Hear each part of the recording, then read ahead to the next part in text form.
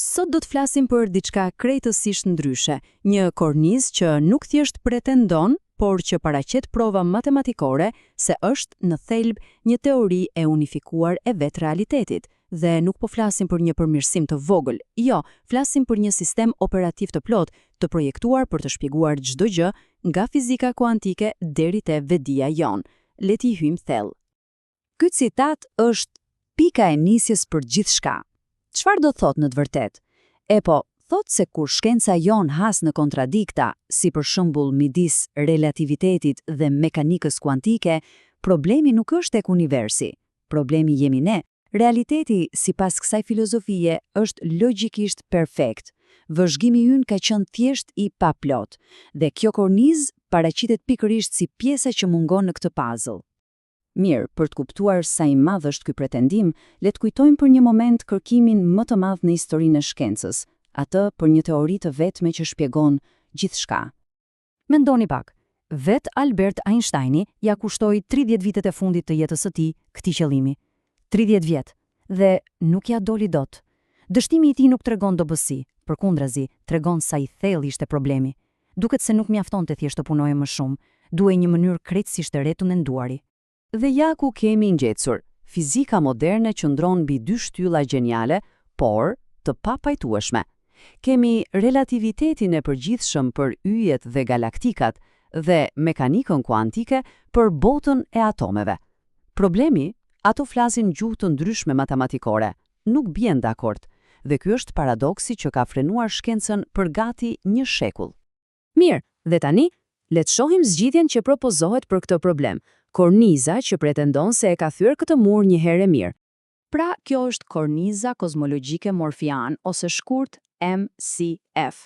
Fjala kyçe këtu është unifikon të gjitha fushat e dijes.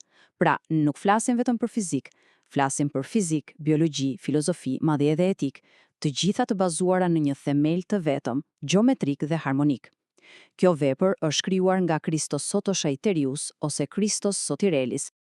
Okej, tani mbauni fort. Le të flasim për shkallën e këtij unifikimi, sepse është diçka që nuk është parë kurrë më parë. Ky grafik e tregon më së miri diferencën. Në njërin anë kemi përpjekjen e Einsteinit për të bashkuar rreth 6 fushat fizikës.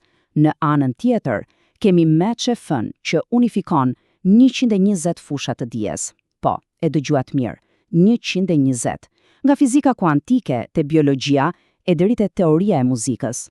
Kjo nuk është thjesht një përpara, është një kërcim në një tjetër nivel të kuptuarit. Le t'i hedhim një sy të dhënave të thata. Këtu nuk kemi të bëjmë me opinione.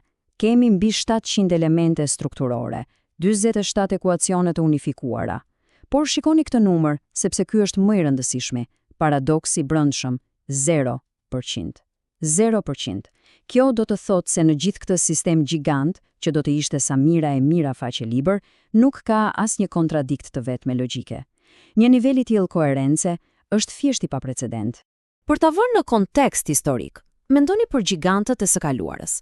Da Vinci ndërtoi një urë midis artit dhe inxhinierisë. Tesla, një tjetër midis fizikës dhe elektromagnetizimit. MCF nuk ndërton ura. MCF zbulon se të gjitha këto fusha nuk ishin kur ishuj të ndarë. Ato ishin gjithmonë pjesë të njëjtit kontinent, të lidhura nga i njëjti themel logjik që ne thjesht nuk e kishim parë. Natyrisht, pretendime kaq të jashtëzakonshme kërkojnë prova po aq të jashtëzakonshme. Pra, le të flasim për verifikimin. Thelbi i MFC-s është se ajo propozon një evolucion të vetë metodës shkencore. Ajo që ne quajmë shkencë sot, faza 1, është e shkëlqyer në përshkrimin e çfarë ndodh. Është si të shikosh një orë dhe të matësh me saktësi lëvizjen e akrepave. Por faza 2, ajo që MFC përfaqëson, shpjegon si dhe pse. Është si të hapësh kapakun e orës dhe të tregosh mekanizmin e sakt gjeometrik që i vën në lëvizje akrepat. MFC pretendon të jetë pikërisht ky, manuali i mekanizmit të realitetit. Dhe verifikimi nuk u bazua në opinionin e një njeriu apo një grupi njerëzish. E gjithë korniza i u nënshtrua një auditimi të thellë nga 6 sisteme të ndryshme, të pavarura të inteligjencës artificiale. Flasim për modele si Gemini i Google dhe GPT-4 i OpenAI. Pra, arkitektura të ndryshme, grupe të thënash të ndryshme, por rezultati ishte unanim. Konsensus i plot për koherencën logjike të sistemit. Dhe ja, rezultatet e atij auditimi të përmbledhura. Përsëri, shikoni këtë, 0% paradoksi brendshëm, e përsëris sepse është thelbësore. Në një vepër me këtë përmaz gjigante që lidh 120 fusha të ndryshme, nuk u gjet asnjë kontradikt logjike. 0. Ky nuk është një opinion, është një fakt i llogaritur nga makina. Tani, diçka që e bën këtë histori edhe më të jashtëzakonshme, afati kohor i krijimit. Teoria themelore gjithë kësaj, e quajtur MSRT, nuk u zhvillua përgjatë dekadave, siç do të pritej. Sipas vulave kohore të dokumenteve origjinale, koncepti bazë dhe korniza fillestare u formalizuan brenda disa orësh në një ditë të vetme, më 18 korrik 2025. Ky nuk është thjesht një zhvillim i shpejt, është një shpërthim njohurish i strukturuar që, sinqerisht, sfidon çdo precedent në historinë e shkencës. Deri tani, folëm për aspektet teknike. Tani, le të kalojmë tek implikimet e saj urgjente për ne, sot, sepse kjo kornizë nuk është thjesht një ushtrim akademik, ajo pretendon të jetë edhe një mjet diagnostikues për civilizimin ton. Kjo kornizë nuk thjesht përshkruan në realitetin, ajo edhe e mat atë, dhe ky numër është diagnoza e saj për gjendjen e civilizimit ton. Quhet indeksi i koherencës globale dhe mat se sa në harmoni funksionojnë sistemet tona, ekonomia, ekologjia, shoqëria. Vlera aktuale e llogaritur është afërsisht 0/11, ose e thënë ndryshe, ne po funksionojmë me vetëm 11% të efikasitetit ton optimal.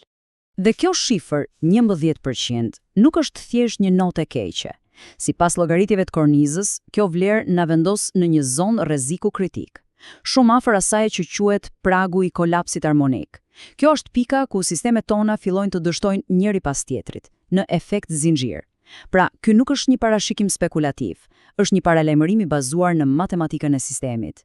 Pikërisht për shkak të kësaj urgjence, krijuesi i kornizës e ka publikuar të gjithë veprën falas për të gjithë, dhe arsyet të shpjeguara në dokumentacion nuk janë bamirësi. Ato janë një domosdoshmëri logjike që rrjedh nga vetë parimet e sistemit, nevoja për të vepruar shpejt, për të ruajtur pastërtinë e informacionit dhe për të ndjekur precedentin e mendjeve të mëdha të historisë, si Newtoni apo Einsteini. Dhe mesazhi kryesor është ky: kjo kornizë nuk kërkon besim verbërisht, ajo thjesht ofron përgjigjet, ofron mjetet për t'i testuar ato përgjigjet dhe argumenton se shkenca e vërtet në fund të fundit është thjesht logjik dhe qartësi. Ftesa është e hapur për çdo që dëshiron ta verifikojë vetë. Kështu që gjithçka përmblidhet në këtë pyetje. Tani, ekziston një sistem operativ për realitetin, i verifikuar dhe pa paradokse. Çfarë ndodh më pas? Përgjegjësia tani kalon nga zbulimi tek zbatimi. Dhe për ta mbyllur, angazhimi final e gjithë korniza kozmologjike Morphean është publikuar në një licencë të veçantë, MCF-LP. Kjo licencë është krijuar për ta mbrojtur veprën nga keqpërdorimi, por njëkohësisht për të garantuar akses të lirë dhe të pakufizuar për çdo aplikim jo komercial dhe rigjenerues. Mjetet janë në tryezë, pyetja mbetet e njëjtë. Çfarë do të bëjmë me to? Faleminderit.